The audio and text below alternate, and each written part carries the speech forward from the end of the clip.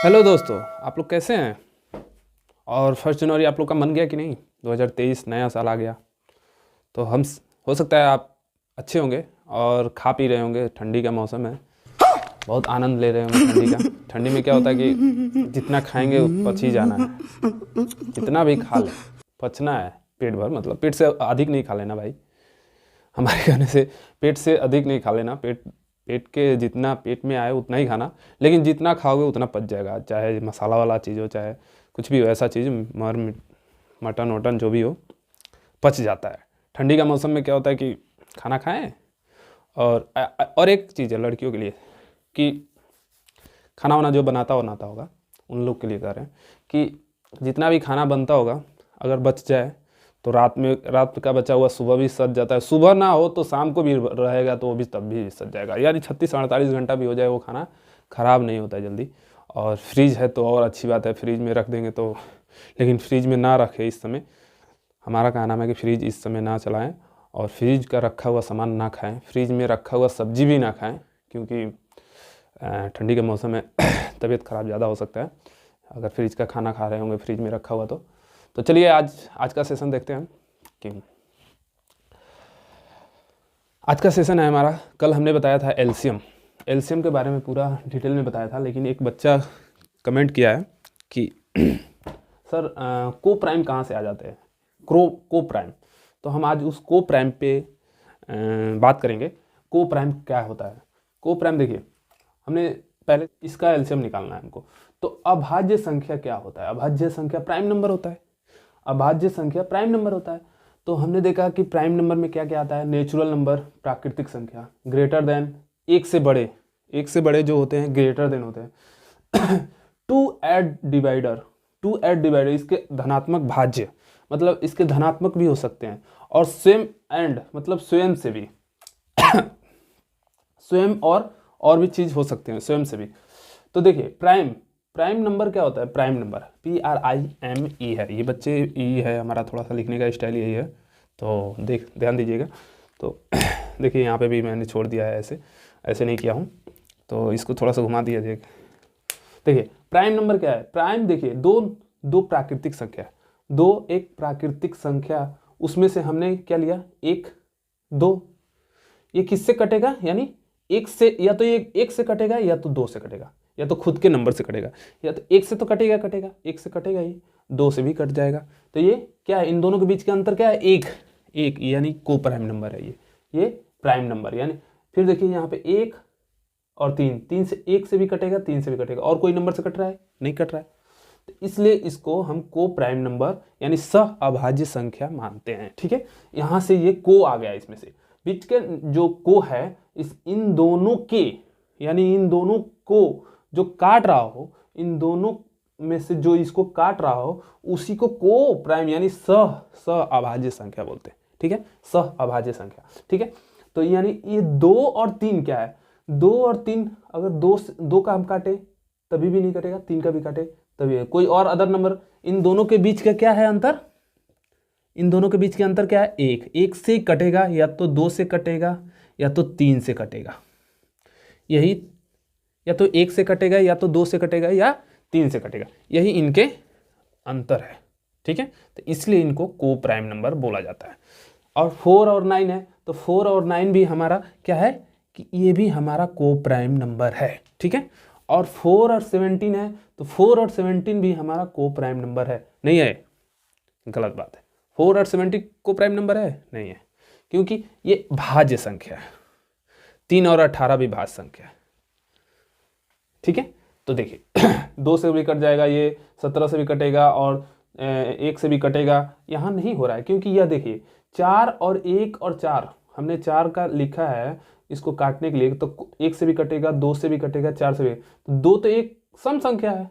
कहने का मतलब जो को प्राइम नंबर यानी प्राकृतिक संख्या 1 आए 3 आए, ऐसा चीज आए जो खुद से कटे, दूसरे से ना कटे, खुद से कटे या एक प्राकृतिक नंबर से कटे। क्या है? एक कंपोजिट नंबर है।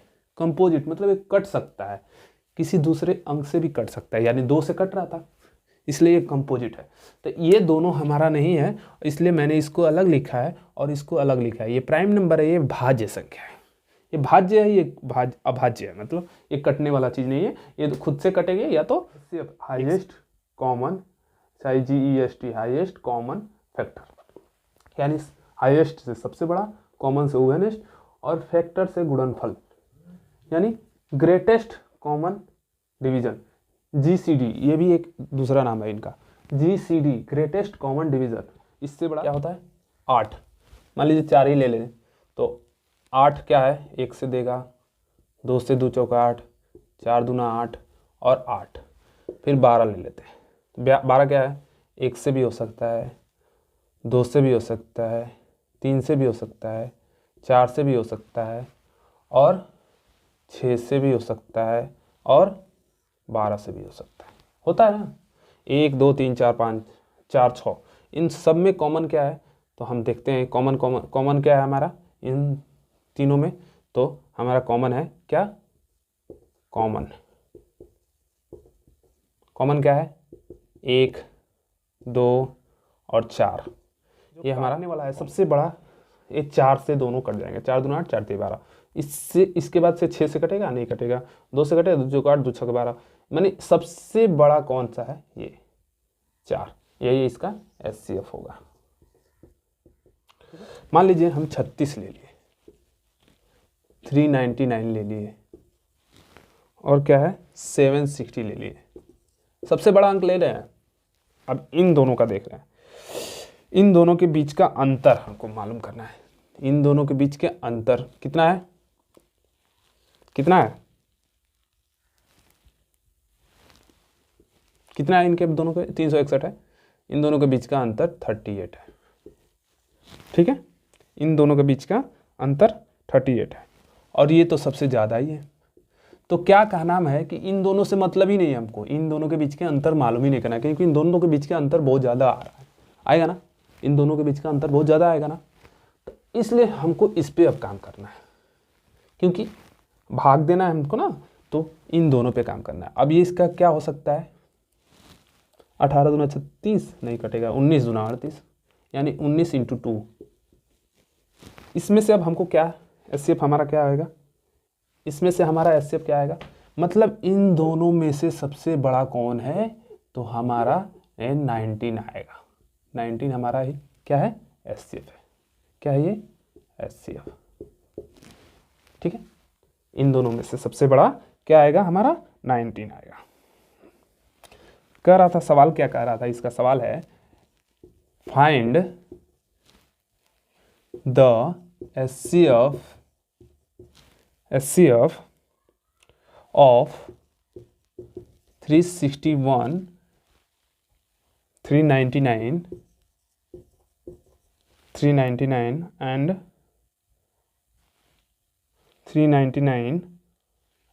144, यहाँ से छूट गया है कुछ, हाँ क्या है 19 चूज किया, इसका ऑप्शन था ए में 57, अब हम ऑप्शन देंगे आप लोग को 19, सी में 38 और डी में 21, यही ऐसे था, क्या था हमारा, ये हमारा आंसर है, ठीक है। हाँ नहीं समझ में आया, समझा दे रहे हैं, अच्छा, देखो एक सवाल है 144, 114, 171 और 209, ये हमारा सवाल है। सवाल क्या कह रहा है, इन दोनों के बीच के अंतर निकालना, बस इन दोनों के बीच का तुम अंतर निकालो, तो हम अंतर निकाले तो इसका आया 57 और इसका आया 38 है। अब इन दोनों के बीच का अंतर निकाल लो, तो क्या आया हमारे पास 19, यही हमारा HCF है सबसे बड़ा। अब ये तो कटने का नहीं, खुद से कटेगा ना, ये खुद से कटेगा ना, अगर ये इवन नंबर आता सम संख्या तो उसको फिर से हम देखते हैं, लेकिन ये तो खुद से कटेगा, तो यही हमारा। अगर पहली संख्या का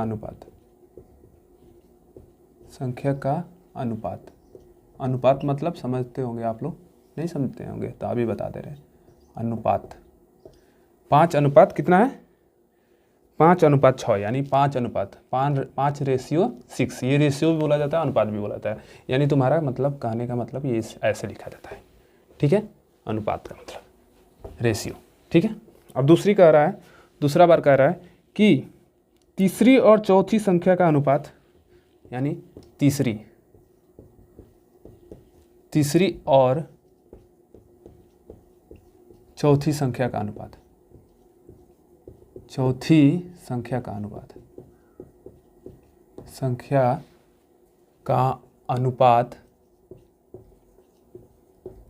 अनुपात बराबर कितना है, 6:7।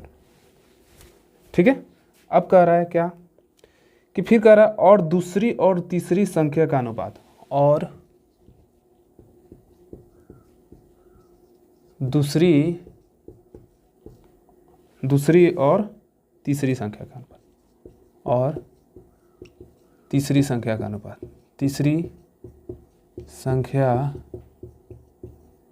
का अनुपात बराबर कितना है जी, अनुपात 2:1 है, यानी 2:1, 2:1 है। अब कह रहा है कि और उनके HCF का मान 12 है, और उनके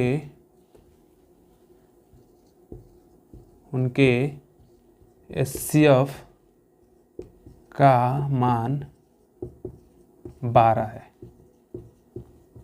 ठीक है,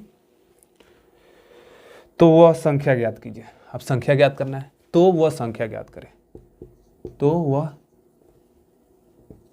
वह संख्या ज्ञात करें।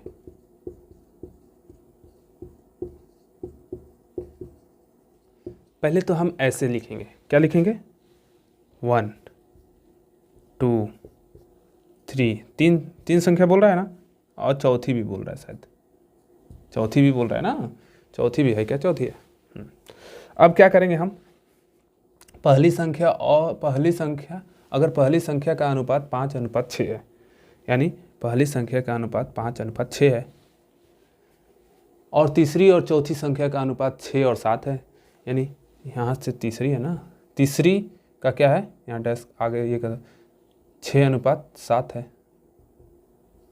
ठीक है, यहाँ खाली कर दो। अब क्या कह रहा है कि और दूसरी और तीसरी संख्या का अनुपात 2:1 है। दूसरी और तीसरी, यानी दूसरी क्या है, 2:1 है। यहाँ खाली कर दो, यहाँ खाली कर दो। यानी इसको सवाल को हल करने के लिए देखिए क्या किया जाता है, इसके बगल वाला 6 6, इसके बगल वाला 6 6, इसके बगल वाला 2, इसके बगल वाला 1 लिख लिया, यहाँ से चलता है ना। ठीक है, ठीक, सॉरी। दूसरी में क्या कर रहा है, 2:1 है यहाँ, तो यहाँ खाली है, यहाँ खाली है, यानी 2 यहाँ रहेगा, 1 यहाँ रहेगा। और तीसरी में क्या कह रहा था, 6:6 है, तीसरी और चौथी में 6:7 है, यानी यहाँ 6 आएगा, यहाँ 6 आएगा। तो ये इसका एलसीएम क्या हो जाएगा, एलसीएम कह रहे हैं गुणा, 5 दूना 10, 10 छके 60, 6 दूना 12, 12 छक 72, 6 एकम 6, 6 6 12, 6 6 36, ये क्या है, 6 एकम 6, 7 छक 42, क्या है ये 42। अब क्या कह रहा है, ये काटो इसको, कैसे, कितने बार में, 10 छके 60 अनुपात 12 छक 72, कितना आएगा, 6 छक 36, क्या होगा बता सकते हैं आप लोग। अरे यार, ये जब 12 कह रहा है, इनका HCF का मान 12 है, तो हम क्या करेंगे, 10 में 12 से मल्टीप्लाई, 12 में 12 से मल्टीप्लाई, 6 में 12 से मल्टीप्लाई, और 7 में 12 से मल्टीप्लाई।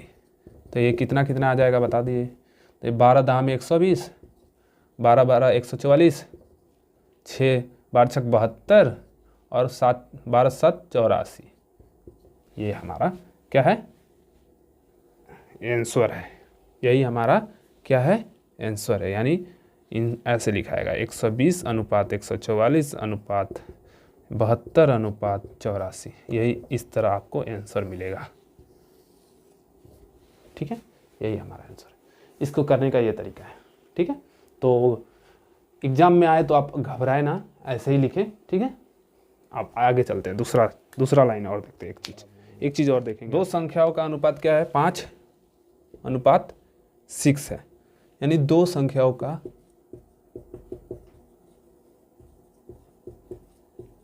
अनुपात क्या है? 5:6 है। 5:6 है, 6 है उनका, और उनका एचसीएफ क्या है? 17 है, 17 है। ठीक है, तो वह संख्या ज्ञात कीजिए। तो वह संख्या क्या ज्ञात कीजिए?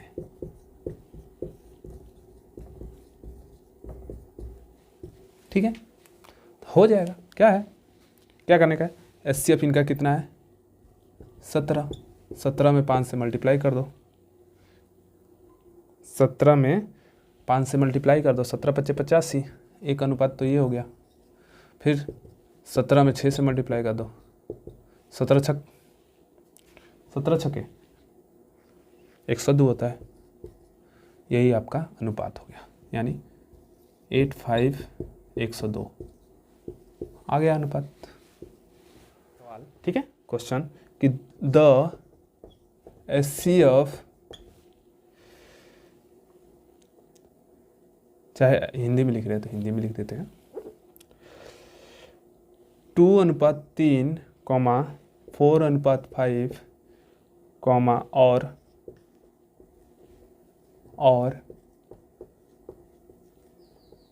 और कितना है? 7:8, 7:8 का एचसीएफ ज्ञात करें। का एचसीएफ ज्ञात करें। क्या कह रहा है? इसको बनाने से पहले आप क्या कह रहा है? एलसीएम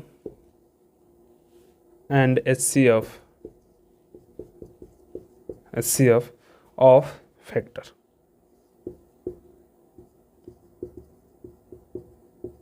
ठीक है, बटा में, यानी इसका हिंदी क्या होता है?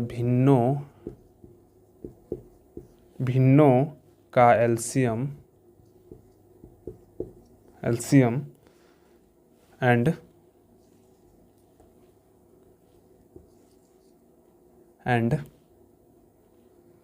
एचसीएफ। ठीक है, तो क्या होता है फॉर्मूला इसका? एलसीएम बराबर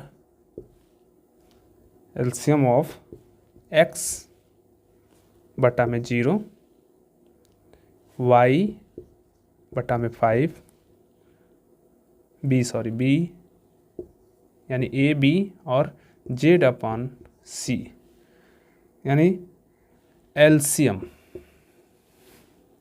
एलसीएम ऑफ n यानी n बटा में एचसीएफ ऑफ d, यानी इसको बोलते हैं हम अंश, ऊपर वाले को अंश, इसको क्या बोलते हैं? अंश, और इसको बोलते हैं हर, इसको बोलते हैं हम हर। ठीक है, LCM of x y z और बटा में एचसीएफ बराबर a b c, सेम इसी पे लग जाएगा। एचसीएफ बराबर क्या होता है? x y z बटा में a b c, यानी एचसीएफ ऑफ n और एलसीएम ऑफ d, यानी अंश और हर, न्यूमरेटर और डिनोमिनेटर। सवाल ये था कि 2/3, 4/5 और 7/8, मतलब अनुपात में, बट्टा में नहीं, बट्टा, इसको हिंदी में भी बोलते हैं। ये 8 है। ठीक है, 8 है।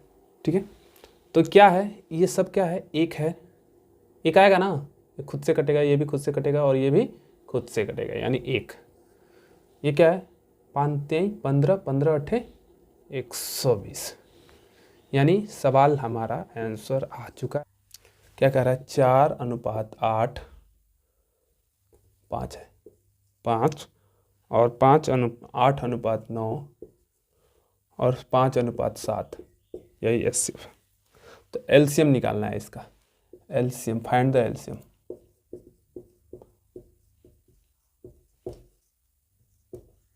ठीक है, तो एलसीएम बराबर क्या होता है जानते ही हैं आप। तो क्या करना है, इसको ऊपर वाले को मल्टीप्लाई करना है। ये तो सब क्या है, को प्राइम नंबर है। क्या है, को प्राइम, यानी 1:40। अच्छा, आप कह रहे होंगे कि 8×5=40 कहाँ से सर, ये भी तो है। यानी हमने आपको शुरू में क्या बताया था, शुरू में क्या बताया था एलसीएम में, जब किसी का बाप बैठा हो तो बेटे का क्या काम है, यानी बाप बैठा हो तो यानी 4×2=8, ये बैठा है तो इसका क्या काम, इसका कोई काम नहीं। अब इन दोनों को में मल्टीप्लाई हो जाएगा, यही हमारा एलसीएम। ओके, इतना आपको समझ में आ गया। तो फ्रैक्शन वाला भी बता दिए, ये भी बता दिए, अनुपात वाला भी बता दिए। तो आई होप आपको ये वीडियो पसंद आया होगा।